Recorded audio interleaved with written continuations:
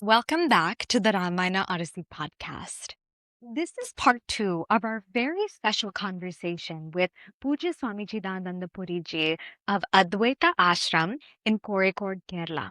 In the first part of this conversation, Swamiji gave us a beautiful and deeply clarifying foundation for understanding the Ramayana. He took the time to so thoroughly explain how the Vedas revealed the vision of Dharma and how the Ramayana shows how Dharma is to be lived out through an actual human life. He also helped us understand that the Ramayana is not primarily a text of Vedanta, but rather a text of Dharma, a sacred itihasa that teaches humanity how Dharma is to be lived amongst the complexities of life. From there, Swamiji then explained how Rama is both Bhagavan and the embodiment of Dharma, and how, especially in the Valmiki Ramayana specifically, Rama is presented before humanity as the perfect role model, one through which whom we learn what Dharma looks like in actual action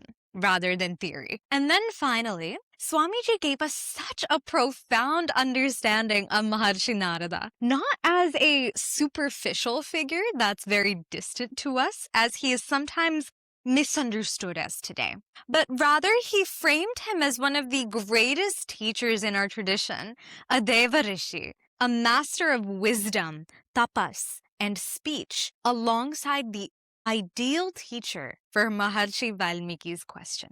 So, with this beautiful foundation laid by Swamiji, let's continue to the next question.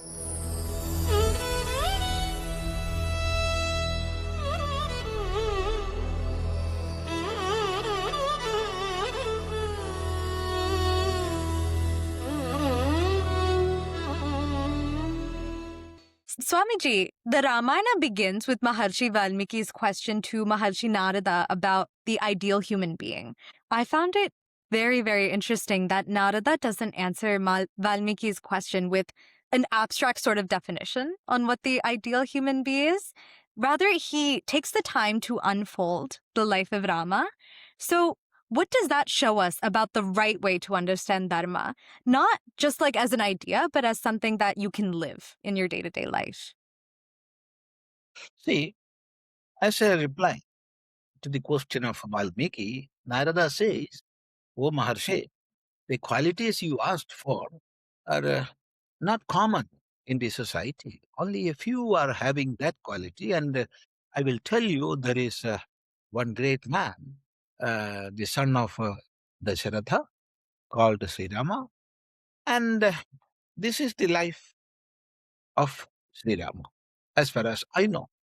See, the first sarga of Valmiki Ramayana contains only 100 verses, only 100 slokas. So within that 100 slokas, uh, the life of Sri Rama is in a nutshell presented before Valmiki. Now it is up to Valmiki to contemplate on that, to ruminate on what has been heard. So Valmiki was that much influenced by the sayings of Narada. And we can see in the Valmiki Ramayana, he was always walking, how ruminating what has been heard from Narada, day and night, while walking, sitting, doing any work. Always that thought was there like a flow. And now we can see Valmiki along with his disciple, Bharadwaja, walking through the forest.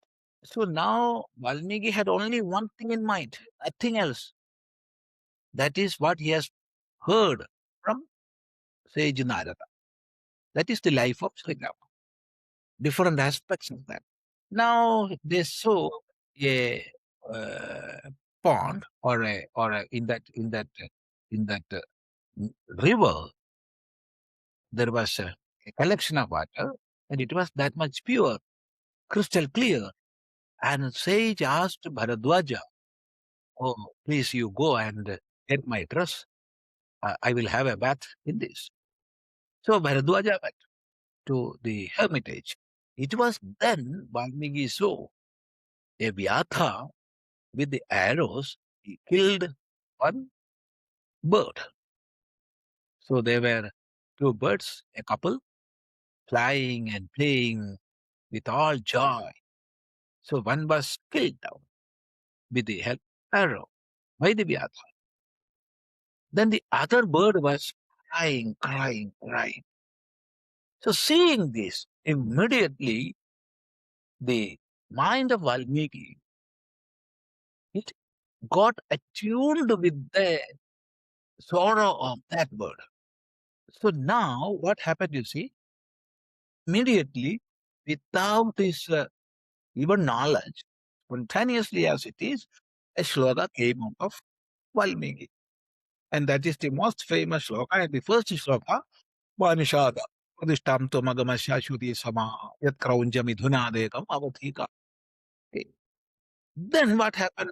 Now Valmiki's mind was clinging to two things. One, what he has heard from Sri Narada, and the second, how the shloka came into existence. I didn't write any shloka before. Of course, Veda mantras were there, but shlokas were not there. So this is the first shloka. How shloka came? So these two thoughts were there. So thinking again and again and again on these two aspects of how the shloka came. One, two, the Sri Rama's life as told by Sage Narada. So Valmiki, day and night, he was thinking. Then Brahmaji appeared before, and he instructed, or rather insisted, you uttered a shloka. This is the first shloka, and this is a great shloka. And in that style, you must write the life of Rama in detail. So only a few verses are there in the first sarga, which were taught by Sage Narada. So taking those sloka, after detailed thinking, Valmiki found out what Sri Rama's life is, what it was, and he wrote the whole of Ramayana. So what we have to learn from this is, you cannot say, this is to be done, this is to be done, this is dharma. No. The values which we value as dharma, as are taught. Now it is up to you to contemplate on that, ruminate again and again, and connect with the practical life. Practical life means given situations. Situations means that changes with the time and time, you see. The situation 100 years back is not that of today. And the circumstance of today will not be after 100 years. So it will go on changing. And along with that, in one place, it will be different from another place. So according to time and time, this change. So all these have to be taken into account, and you have to write, you have to make, you have to speak. That we are seeing. Yeah. I am always so extremely baffled about how these ancient texts from our traditions very much align with modern science in this way. Because the way Narada explained it is how any psychologist, I say, would try to teach somebody this. So I always find myself so amazed how this was recognized so long ago, and our modern society is just realizing all of this. So thank you so much, Swamiji, for explaining that. Yeah. And even today, talking about judgments again, Swamiji, many people judge Rama based off of one or two difficult episodes in his life, especially in the moments where his dharma seem to conflict, such as like his dharma of a husband and the dharma that he has as a king. So how should a sincere seeker of knowledge from the Ramayana understand these moments? And how should we understand the statement that Rama is the embodiment of dharma without becoming judgmental? Yeah. See, first of all, we have to understand that Valmiki Ramayana is a sermon of Dharma, nothing else. It is not taking Vedanta, it is not taking yoga, it is not taking Sankhya, nothing. It is only a teaching of or explanation of a sermon of Dharma. And the role model of Dharma is Sri Rama. Of course, so many others are there. Sita is there, Lakshmana is there, Bharata is there, Shatrughna is there, Kausalya is there, Sumitra is there. So many are there. But the central point is Rama's Dharma. Rama's Dharma. There, Rama is depicted as the very embodiment of Dharma, as we have seen earlier. Ramo Vigrahavan Dharma. Ramo, that's a famous saying in the Valmiki Ramayana. You know who said this in the first instance? That is very interesting. In the Valmiki Ramayana, Maricha says for the first time, Ramo Vigrahavan Dharma. It is first said by Maricha. And what is the importance in that? See, if we love somebody, or if we admire somebody, or if we worship somebody, we will give all sorts of greatness. We will attribute all greatness on him or to him. He's a great man, he's such and such great and all. That greatness he may have, he may not have. But we will attribute all greatness upon him. But psychologically, you think if one fellow is afraid of another, he will not attribute any greatness to that whom he is fearing in his absence. Of course, in his presence, he will flatter. Oh, you are great, like that. But in his absence, he will not say anything great about it. Now, but while Maricha was that much afraid of Rama, because in his earlier life, many years back, with the arrow of Rama, he was thrown to hundreds of kilometers away. And after that, he went into a forest, a life of exile he was following without indulging any social activities. And he was staying in the forest. That much fear of Rama was there. It was then Ravana came to Maricha for helping him to abduct Sita. It was in that occasion, for the first time in the Valmiki Ramayana, the saying Ramo Vigrahavan Dharma was uttered. Maricha said, Ramo Vigrahavan Dharma Sadhu Satya Parakramaha Raja Sarvasya Lokasya Devanami Viti Vasavaha. You know, hey Ravana, who Rama is the very embodiment of Dharma. So don't go to him and play something mischievous. It will be dangerous for you. Just as Devendra is the king of all devas, Rama is the king of the whole world. So don't try to touch his wife. This was the teaching. What I'm saying is, such a man as Maricha, who was always fearing Rama, he uttered this. That was the greatness of Rama. Even a man who is fearing, he was praising. That means we have to understand what Dharma is from the life of Rama. We must not have any preconceived notions. This is Dharma. That is not Dharma. No, you observe the life of Rama and take lesson from that. How it is possible? See, speaking Dharma is very easy affair. Speaking about Dharma, that is very easy affair. You can do that. But observing in practical life, in our life, it is not that much easy. Through so much stringent situations, difficult tests, so many problems, we will have to go and face all those dualities. Then only we will be able to observe Dharma. So in that, there are two aspects.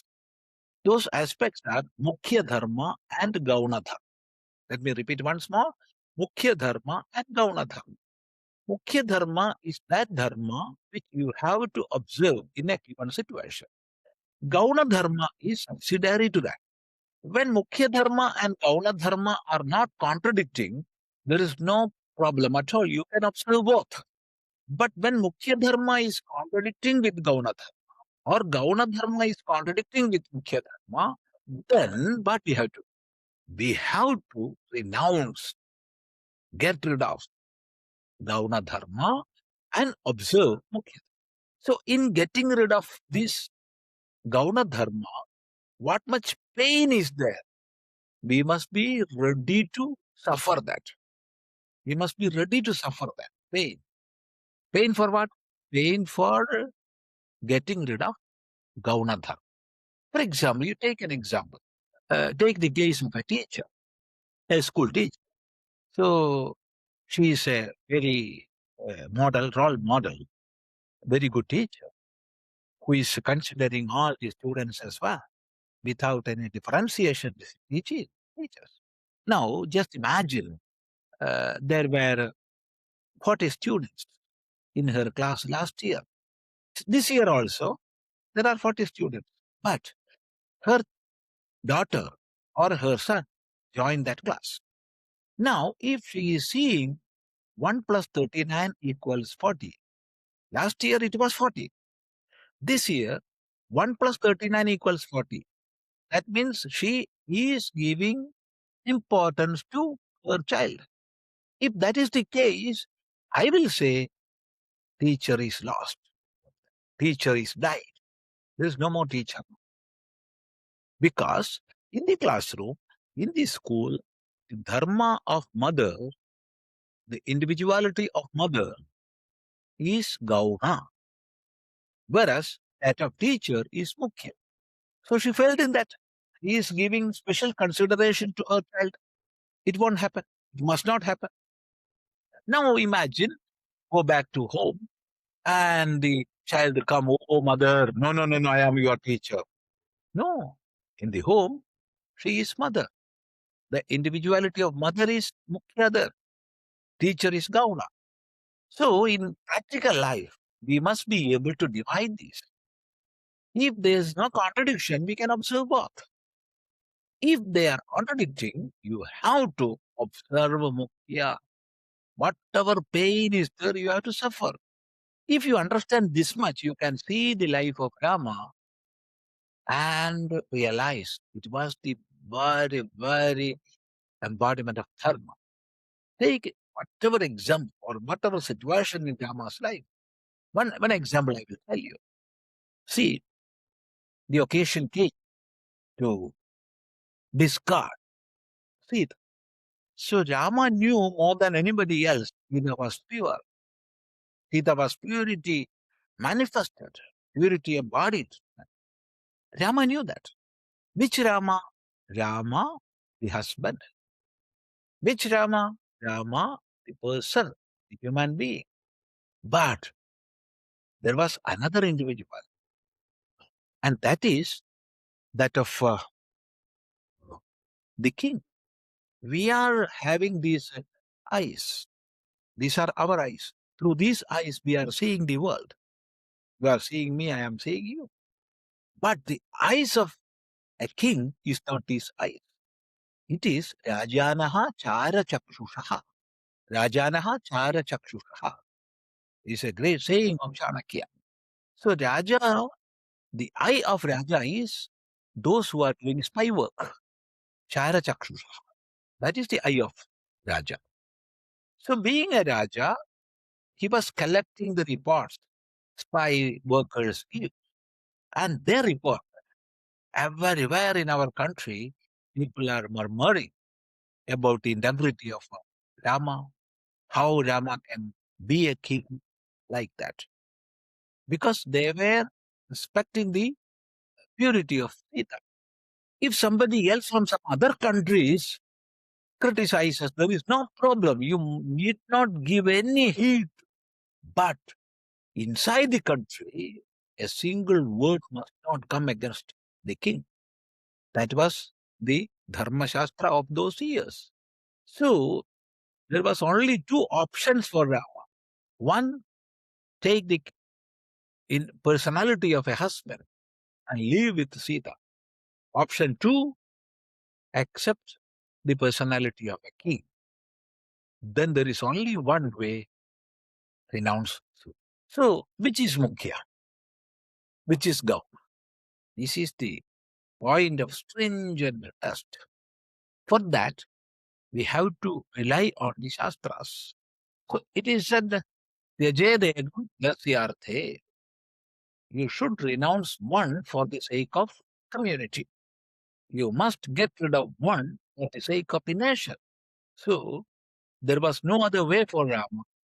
If somebody like Bharata or Shatrughna or Lakshmana was ready to take the state of a king, Rama would get rid of the position of the king and he will live happily with Sita. But that was not the case there. Then what will happen to the nation? See? So Rama, without any doubt, decided to renounce Sita. Which Rama? Rama the king. Now you see the Rama the husband. Rama the husband was crying, crying, even after being the emperor of a great nation or a country. He was sleeping on the ground just like a mendicant and like a rishi he lived. He was only 39 in those times. He could have married again. No, he remained as he was.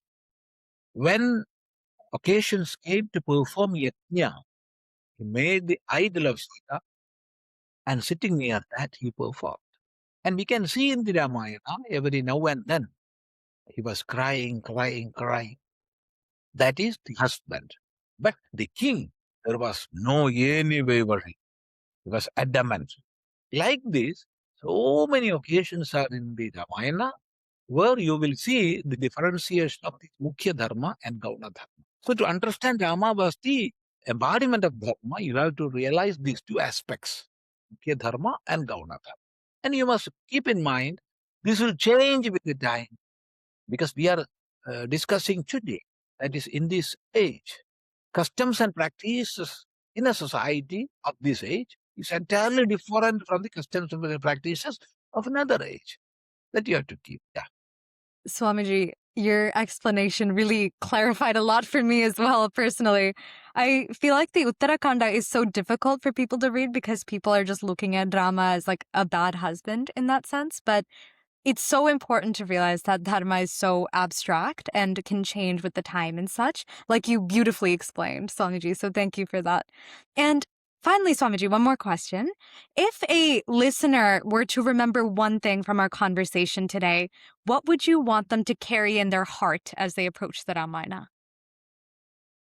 The main message of Ramayana is observe dharma, our life in this world, wherever we are living, whatever be the field we are working, to have success in life, to reach at our goal in this life, we have to observe dharma.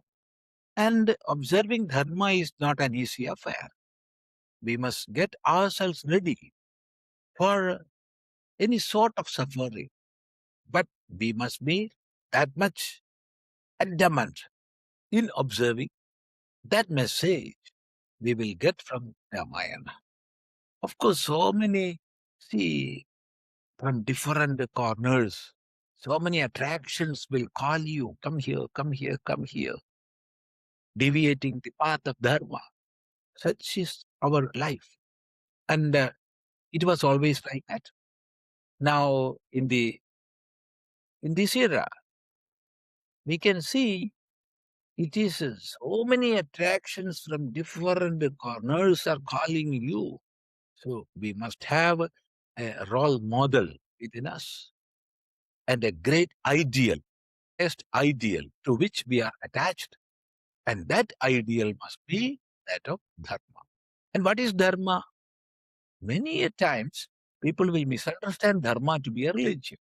There is no connection no relation between dharma and religion.